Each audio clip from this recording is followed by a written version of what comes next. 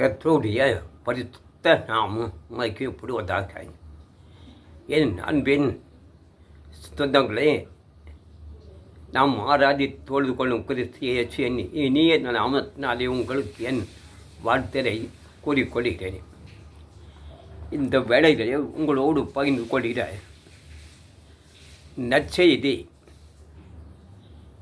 என்னவென்றால், நியாயப்பிரமாணம் இல்லை என்றால் ரட்சிப்பும் இல்லை, மீட்பும் இல்லை. மோசே அதே நமக்கு கொடுத்தே இருக்கிறார். மோசையை நமக்கு தேவன் அனுப்பின அந்த பெரிய பாக்கியம் நியாயப்பிரமாணத்தை நமக்கு கொண்டு வந்து அந்த நியாயப்பிரமாணமே நம்மை செவ்வாய்ப்படுத்துகிறது.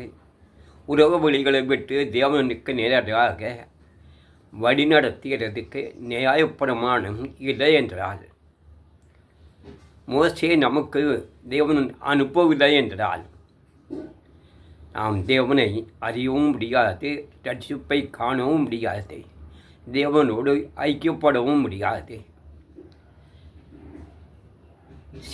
சிலவிதமாக பலவிதமாக மோசேயினுடைய ஊழியம் மரணத்துக்கு ஏதுவானது, அக்னி கடலுக்கு ஏதுவானது. அந்த சகோதரன் அறிந்தோ அறியாமலோ பேசுகிறாரோ அதற்குள்ளாக நான் கடந்து செல்ல விரும்பவில்லை. ஆனால் இங்கே நியாயப்பிரமாண மோசேயின் மூலமாக வந்த நியாயப்பிரமாணம், மோசேயின் நியாயப்பிரமாண புஸ்தகத்தை கொண்டு வாருங்கள், அவர் எங்களுக்கு எப்படி நடக்க வேண்டும் என்று எழுதியிருக்கிறார், அதன்படி நடப்போம் என்று இஸ்ரேல் ஜனங்கள் அவர்கள் கேட்டது மோசேயின் நியாயப்பிரமாணத்தை. அதை அவர்கள் கொண்டு வாசிக்கின்ற பொழுது அதை கேட்டு அவர்கள் மனம் திரும்பி தங்கள் பாவங்களை உணர்ந்து அழுதார்கள் என்று நெகோமி அவரை நாம் வாசிக்கின்றோம். இங்கே பாருங்கள், ரோமருக்கு எழுதின அதன் நிருபத்தில்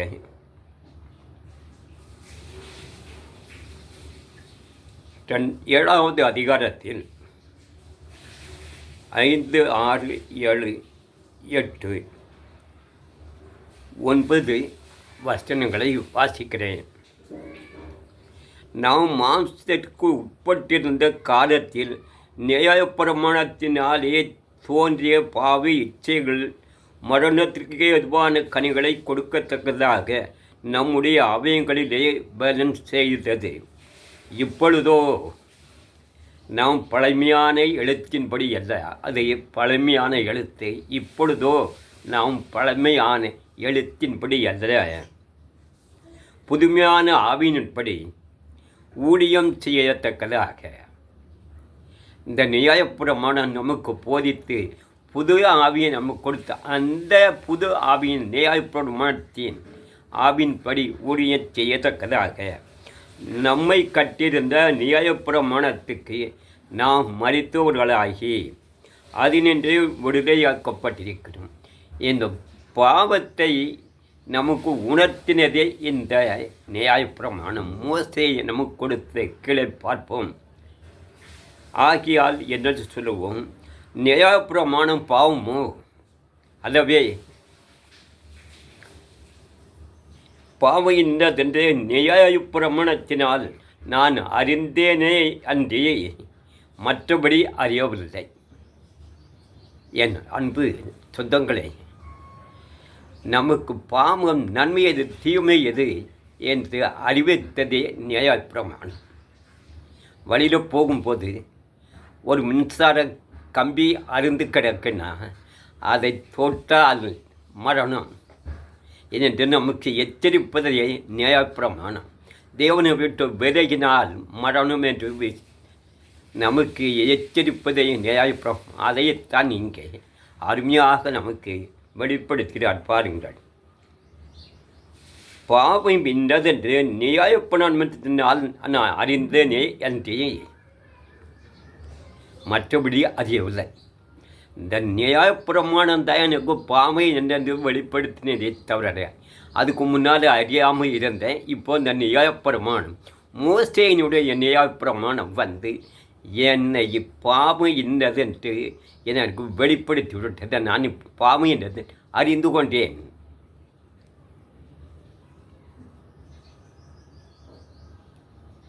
நியாயப்பிரமாணம் என்னது நியாயப்பிரமத்தை நான் அறிந்தினே என்று மற்றபடி அறியவில்லை. இச்சாதிருப்பாகி என்று நியாயப்பிரமாணம் சொல்லாதிருந்தால் இச்சை பாவம் என்று நான் அறியாமல் இருப்பேனே. மோசேயினுடைய நியாயப்பிரமாணம் நம்மளை எப்படி செவ்வாய்ப்படுத்துகிறது பாருங்கள், நம்மை எப்படி சீர்படுத்துகிறது பாருங்கள்.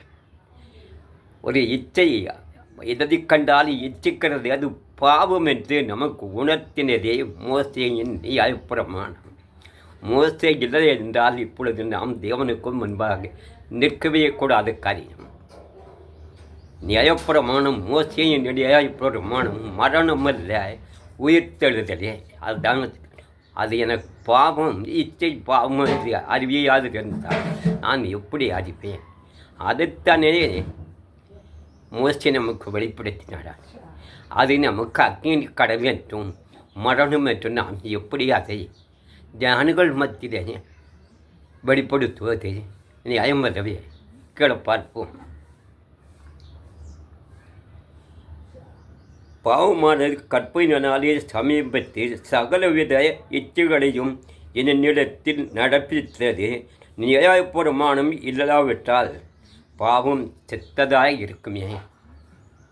எவ்வளோ அருமையாக பேசதாக இருப்பார். இதுதான் மோசேயை நம்மை வழி நடத்தி தேவனை விட்டு விலகினால் நீ மரணம் என்று அதை நமக்கு அவர் அறிவிக்காத வரையிலும் இந்த பாமை என்னதென்று அறியாமல் நமக்குள்ளாக செத்து போய் இருந்தது. அதை அறியாமல் நாம் இருந்தது. நமக்கு மோசேயின் நியாயப்பிரமாணம் நீ மோசே வந்த பிறகுதான் பாவம் எதிரே, நன்மை எதிரே, தீமை எதிரே, ரட்சிப்பு எதிரே என்று நமக்கு மோசையை கொண்டு நம்மளை அதிலிருந்து மீட்டு எடுக்க தேவன் அனுப்பின மனிதர்.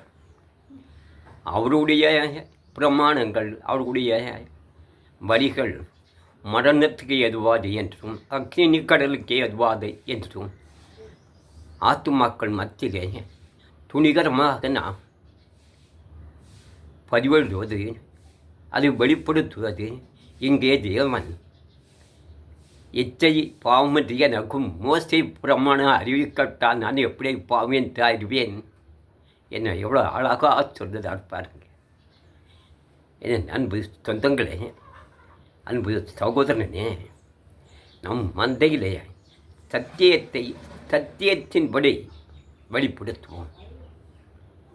நான் என் சுய ஞானத்தின்படி நான் உங்களிடத்திலே வந்தால் ஐயோ என் முடிவு ஐயோ. தேவனுடைய வார்த்தையின்படி உங்களிடத்திலே வந்தால் நானும் அந்த அக்னி கடலிலே இருந்து மீட்கப்படுவேன். அதை கெடுக்கிறவர்கள் மீட்கப்படுவீர்கள். அதைத்தான் நெகோமியாவுடைய இஸ்ரவேல் ஜனங்கள் வரும்போது அந்த ஜனங்கள் கேட்காங்க, நாங்கள் இந்த பாவத்தில் இருந்தது, அக்கிரமத்தின் மேயத்தில் இருந்தது மீட்கப்படும் மோசே எங்களுக்கு என்ன நியாயப்பிரமாணத்தை கொடுத்திருக்கு அதை எங்களுக்கு வெளிப்படுத்துங்கள். அப்போ மோசையினுடைய நியாயப்பிரமாணங்களை நமக்கு ஜனங்கள் மத்தியில் வெளிப்படுத்தி நல்வழிப்படுத்துவதையே நமக்கு கொடுத்திருக்கிற உன்னதமான சுயசேஷ பணி. அதை செய்வோம். அதை விடுத்து நம் சுயமான காரியங்கள், சுயமான இச்சைகள், சுயமான வழிகளை ஜனங்கள் மத்தியில் வெளிப்படுத்தாமல் கவனமாக ஞானமாக ஜனங்கள் மத்தியிலே சத்தியத்தை கொண்டு சேர்ப்போம். அவர்கள் மேற்படைவார்கள், ரட்சிப்பை பெற்றுக் கொள்வார்கள். பாவம் அக்கிரமங்கள் மேலிருக்கிறது எதுவே என்று வெளிப்படுத்துவதால் மோசையை நினைப்பார். அதிலே இருந்து வெளியே வந்து விடுவார்கள். இதை மோசையினுடைய நியாயப்பிரமாணம் மரணம் அக்னி கடல் என்று வெளிப்படுத்தினார். யார் அதிலிருந்து மீட்கப்படுவார்கள்? பிரமாணத்தை சொன்னால் அதுவும் மரணத்துக்கு எழுதுவானது, அக்னி கடலுக்கு எழுதுவார் என்று ஜனங்களை பயமுறுத்துவது, திகிலை உண்டாக்குவது. அதனால் ஜனங்களுக்கு என்ன பிரயோஜனம், நமக்கு என்ன பிரயோஜனம்?